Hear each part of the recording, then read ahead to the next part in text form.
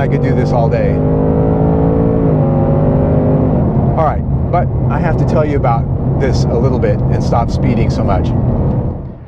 Hey, my good friend, Sam Haymart with Test Driven TV. Today, we've got something pretty exciting, I think. This is the 2021 Mustang Mach 1, the hottest version of the Mustang you can get short of the Shelby. So I'm going to show it to you inside and out. We're going to take it for a drive, and then I'm going to tell you what I really think.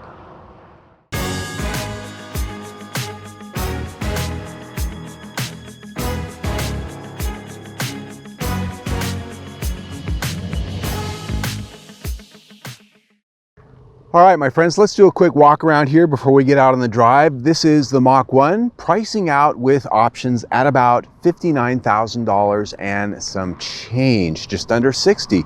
Now, this is a special edition which has been out a few times during the Mustang's history, 69, 70, early 70s, and again in the early 2000s. Now, I'm not going to count the Mustang 2 thing. That was an aberration, so not really counted if you're a Mustang guy. But the Mach 1 is a appearance package. It's also an equipment package, and here you can see it's got quite a few things. Looking at the visuals, we've got some black tape stripes that are actually very tastefully done, I think, especially at the hood with the Mach 1. A nice combination of gloss and flat black and a white stripe all sort of put in together there. I like it. There are hood vents on this hood, just as in the GT, but in the case of this car, only one of them actually is somewhat functional. It's got a very small hole, a heat extractor. On the other side, that's over the air intake, but it's actually sealed off with insulation, so it's not actually functional in any way, shape, or form. The grille on this is unique. The fog lights are missing from the fog light holes. There's just blanks in there. You could take those out, I suppose, and make air inlets, but it's very cool looking. Coming around to the lower fascia, you've got a unique air splitter down there and a unique design above and beyond the GT.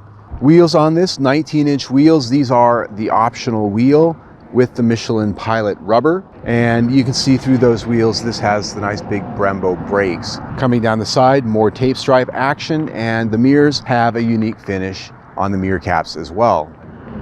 From this angle, we've got a few more things that really set this car apart visually. There is a very subtle lip spoiler in black. Also, between the LED taillights is a big gloss black panel with a Mach 1 logo. Down below that, we have a more aggressive rear splitter type of lower fascia treatment. And of course, the headliner of the show back here are the quad 4.5-inch tailpipes. Look at those things. Those things are huge. The interior of the Mustang is a place that I've spent a lot of time. I've done quite a few reviews on this car, and the main thing I'd have to say about it is that when it first came out, it was a big change for the Mustang, much higher quality than anything that came before it, and it has a lot of good equipment going on. Nice dual cowl design, and in the Mach 1 there's quite a few things here that are unique. You got the Mach 1 logo on the dash with your chassis number. This one's got a really low number, 26, and the aluminum trim across the dash in this car is called Spindrift aluminum. It's a little bit different than what we saw in the Bullet, and it's a different unique trim.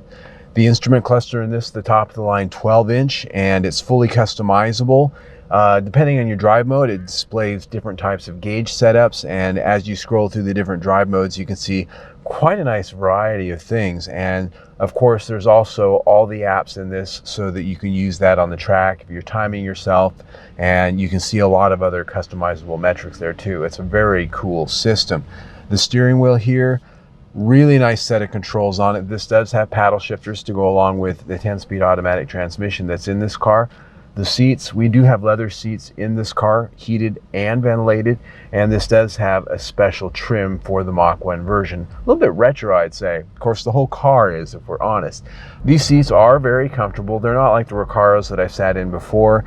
They're very supportive, but not overly supportive. So if you're a larger guy, I weigh about 180 pounds. If you were 200, 220, you could sit in these seats and not feel like they were too tight. I will tell you that really, if I have any complaints or any criticisms of this interior, it's the fact that the quality control's a little there's quite a few rattles in here as I've driven around this week, some coming from the back, some coming from the dash, and the utility isn't exactly all the way up to what a lot of cars are doing. There is a nice spot down here for your sunglasses, and there is some storage in here, about one Kleenex box worth, but there's not a lot of other storage in here. The map pockets are pretty minimal. There are a good set of cup holders right here to the side, and they're good because you can still reach and deal with your shifter, whether you have a manual or the automatic, and whatever you're drinking here just typically isn't in the way. Now, space in the back seat, I'm not going to sit in the back seat for you. Trust me, it's tiny, it's for kids. It always has been with the Mustang, and it continues to be. So overall, as far as rating this interior, it's a pretty good place to be. It is starting to show its age just a little bit, but as a performance car, it's got the gauges, it's got the controls, all the stuff that you want as a driver to make your cockpit is well laid out and right where you'd expect it. This interior gets 4 out of 5 stars. The infotainment system here is the top of the line for the Mustang. It's a pretty small screen though compared to a lot of the screens that we're starting to see in newer cars, but it does have full feature functionality. I've got the backup camera. This has the B&O sound system, and it does have some nice hard controls on either side of it for volume and tuning, and in the center for some of your more used things.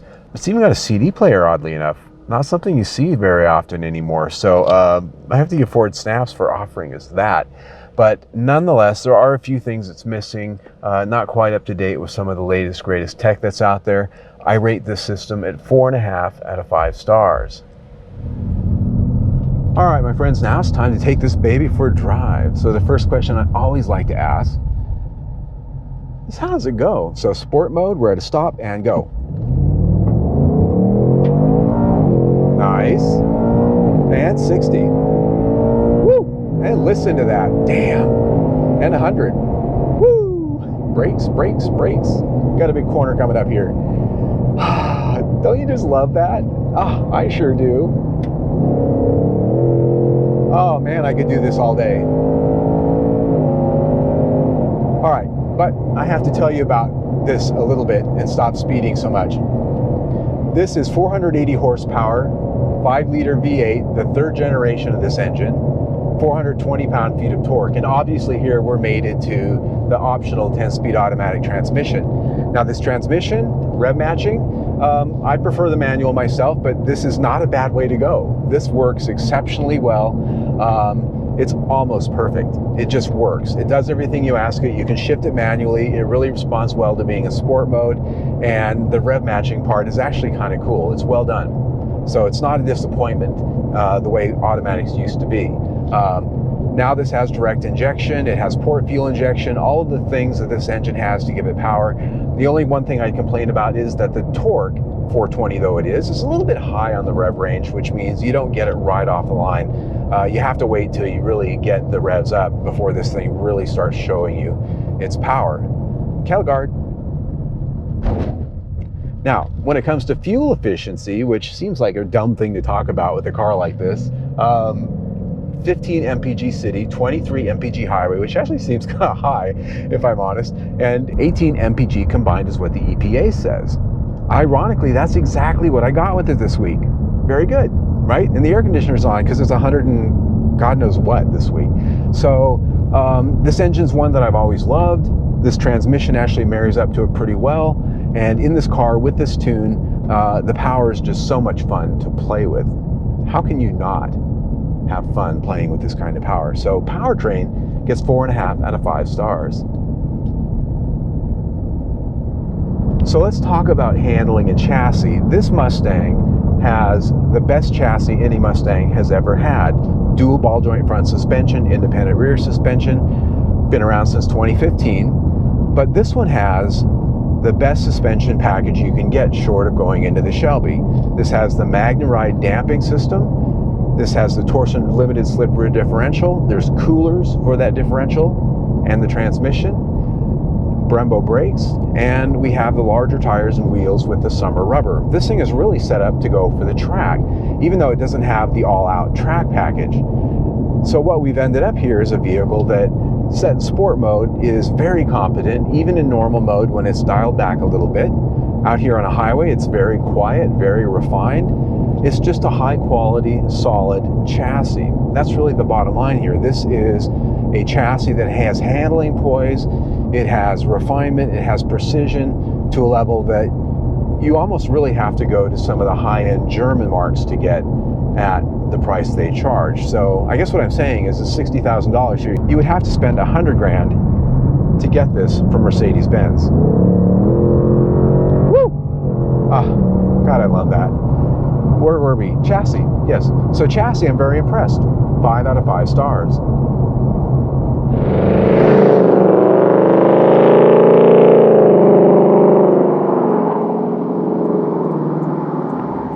All right, my friends, as you can tell, I was pretty impressed. Why wouldn't I be? I'm kind of a Mustang guy through and through. My first car was a Mustang, and I've had, probably well over a dozen of them over my lifetime. And I don't want to go into all the details. I've just had a long history with Mustangs. So as I drive this one, I'm pretty impressed with it. Now, I'm honest with myself about what it is. It is a Ford. It rattles here and there. But when I look at the price of $60,000, it is on the high side of Mustang, not counting the Shelbys up at the top. But if you were to take just a GT and load it up with options, you're not going to be far from this, quite honestly. And some of the extra things that this has that you can't get on the GT, as well as the extra horsepower, I think at $60,000, we're right in the ballpark. So when I look at value, I think we're in a pretty good place here. Options pricing, a little bit stiff. Warranty coverage could be a little bit better, and quality, well, it's a Ford. If we're honest with ourselves, we just go, yep, it's a Ford. So when I look at total value score, we're at 4.5 stars. When you put that in with everything else we've already talked about, we're at 4.5 stars for the review. Quite good. Now, if you want to learn more about what's under the hood, we have a full expose of the engine, a full tour of all of the maintenance service points, as well as the technical stuff. You can see that right there, or better yet, subscribe to our YouTube channel right down there. Either way, stay tuned.